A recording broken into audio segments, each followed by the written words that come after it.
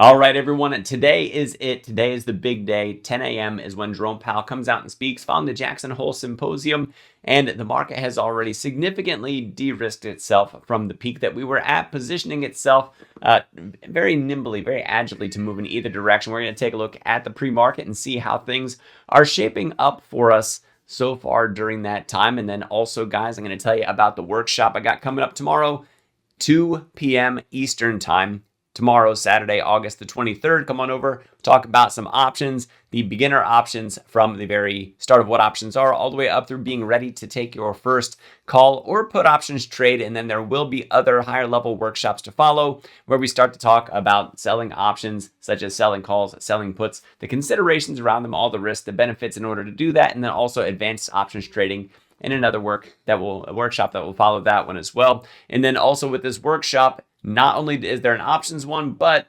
let's actually scroll this way for you. There we go. There we go. There's also a crypto workshop, and there's also a technical analysis workshop, and there is the bundle of all three, which can get you a discount when you add all the prices up. And now, mind you, these prices here significantly discounted for my workshop if you use code word LEARN, LEARN. If you want the discount on the bundle, you have to use code word SAVE, SAVE. So learn for mine, save for the bundle, and that's really going to help you out with that there too. So guys, without further ado, let's get into those charts and talk about what we see coming up here for the Qs. So we are just barely north of the 50 EMA and SMA. If we go out to a weekly basis on this, where do we find ourselves? Just south of the 5 EMA. And if we go to a monthly basis, we're still well above that 5 EMA. And I just want to remind you, if we zoom out to that monthly view of things, just how little we've actually moved in this time. Now, with those high wicks like that, yeah, we might get a little bit more settling, but I want to show you that there's a lot of massive opportunity that comes, such as if we break the 5, well, if we touch the 5, first of all, that's a nice area of support. We can bounce off of that. We can bounce even harder off of this yellow 13 EMA that happens to be in here, and even harder yet off of the blue 20 SMA that happens to be here. And if we do happen to draw down to the 50, we have to go all the way back to 2022 in order to see the 50 EMA SMA support. That when we finally took that bounce off of that, that's what led us to that run that took us from about 290-ish all the way up to where we currently are, which is in the high 500s, mid to high 500s. So with any sort of pullback that we get, if that is in fact what we get, there is pretty darn big opportunities to follow. And in terms of coming back to the 200 month, well, at least as far as this chart goes, we never have. So it's something to look forward to. Hopefully we don't pull back to the 50, because if we did, that would be very super ugly and painful. We didn't even get there if we go back to where we were at for April, although we got close to it. And that happened to be a pretty darn big, massive opportunity run that took us all the way from about 400 and then put about 40% back on top of it to where we currently sit. So while you have pain on the way down, if you're prepared for that pain, so I've done some things to hedge my portfolios in order to prepare for any sort of downturn that we might happen to have. They do not outweigh what I have in my long positions. Overall, it's a long bias that I have, but I still want to be watchful on these massive catalyst days like we have. And I do say jokingly in my channel that a boy can dream. Well, I actually did dream last night. What I dreamed about was wildly, wildly green, that Jerome Powell tells us not much at all. And the market's like, well, that was nothing. And then it carries on higher and it takes back some of that value that it lost. Now, we do also have non-farm payrolls coming up. We also have a second estimate for GDP coming up. We have PCE inflation also to look forward to. So there's a lot of things coming our way with that personal income and outlays. And then JOLTS, I don't know if I mentioned that, non-farm payrolls, unemployment rate, all that stuff that's ahead of us yet. And now, mind you, each one of those things can be colored just a little bit differently based on what Jerome Powell says today at 10. So I don't go on too much with that, but I do want to say that if he colors the markets red, especially talking down about risks to inflation, that puts more emphasis on it. If he talks badly in downward pressure ways about labor market concerns, well, then that puts even more downward pressure emphasis on what we have for non-farm payrolls, unemployments, JOLTS, things like that. So we really want to hear what he has to say and how the Fed is approaching this. because that is going to literally color the markets green or red. I'm hoping that this boy, when he dreams of green like I did last night, that's exactly what we get. That's not evidence-based. That's probably hopium-based. To see that green, I still think that we're in very nibble position here to continue that march higher, or maybe we continue to de-risk a little bit into those labor market and that labor market data that we have for September. September historically not being the greatest month for trading. So if we do see any downtime, well, then we start to look for, okay, well, where exactly does that bottom come in? And that's why I showed you the monthly charts that's on here and why I showed you the weekly charts that are on here.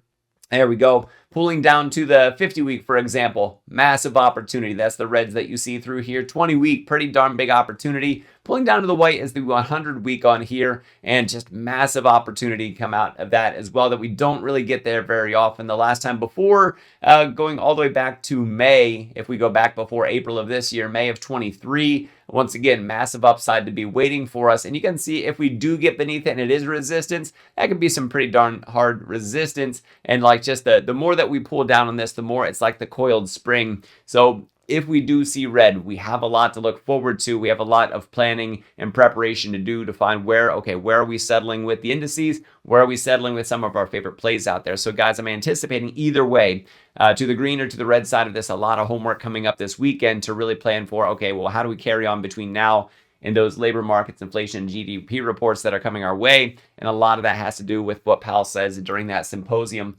So, or I should say, following the symposium, the SPY trading back up above the 20-day in terms of the pre-market this morning, still down below the 5 and the 13. And once again, watch for that push down to the 50. A lot of what I said about the Qs is also going to apply to the SPY. So IWM, the Russell 2000 small caps, if they don't sniff out easier monetary policy, that's downward pressure. If it's higher inflation, that's downward pressure. If it's weak labor market, that's downward pressure. And it's going to experience downward pressure a whole lot more sensitively than what we'll have with the bigger and more established companies that we find in the NASDAQ 100 and the S&P 500. This is going to be the first to react, and a further concern for the Russell 2000 is the position that we find ourselves in. Red is where IWM, the Russell 2000, goes to die, that eventually it might enjoy the party, but once the party's over, it quickly falls back down into these other trend lines that you see on here. It comes back to life down below the green. You can see the few times that we got down below the green. Man, this thing takes off, and I was dollar cost averaging big down here at the bottom of this thing, and now we're back up above to the top side where we got most frothy in 2021, and then again throughout the big old rally that we had in 2024, and now finally we pop up above it with a little bit more subdued momentum here on a monthly basis. We still have that inverse head and shoulders price target of 248 resting up there, just in case you're wondering what that is. So this is going to be huge. If we see us push back down below the red, look for yellow. If instead we end up going wildly green, make it back up into this bull channel, let's head off towards 248. And that's how I view IWM. Bitcoin has lost some pretty darn critical support. I said about holding this support. It didn't. Today we probably find out if we're going to flush down to 110 or below, or that we're going to come back and retest this resistance and try and get back on top of it. So I think that what's going to fall out here, now mind you, Bitcoin can certainly let us know early on how risk is seen throughout the weekend. So if Bitcoin recovers wildly throughout the weekend, that could spell really good things for the stock market, for what we can expect for risk assets on Monday when the market opens. If instead Bitcoin de-risks a lot over the weekend, that we see a lot more red, that once again can help influence or relate to what we see happening in the stock market itself with our risk assets. So going to be looking for that. Come back on over to YouTube to see more of that. You can also catch me over in the Discord where I'm one of the panel experts. Thousands of members in that community already. Code word doctor when you sign up for that to save on your first month when you use the earner tier, so you get unrestricted access to everything that's offered to the community members. And if you guys choose to join me for that workshop that's coming up on Saturday, first one was a smashing success. There's a community that goes along with it. 60 days, you get access to that community, to the presentation, to the recording for it. You can ask your questions. You can go back. You can study it. It really is there to on-ramp you into the world of options in a very responsible way, where you can look for those rewards that can come along with it, but you're also very aware of the risks that go with options trading as well. There are a limited number of seats available for the bundle for my workshop on options, Mo's workshop on technicals, Will's workshop on crypto. And while we have these de-risked prices, it's a great time. Like I said, mine starts Saturday. The rest, I think the other two are on Sunday with their respective times also posted. When you click on my links in the description, it will tell you that. So guys, thank you very much for watching. I am Dr. Stock, Doctor of Education. Remember, my friends, that learning is earning. I'll see you next video.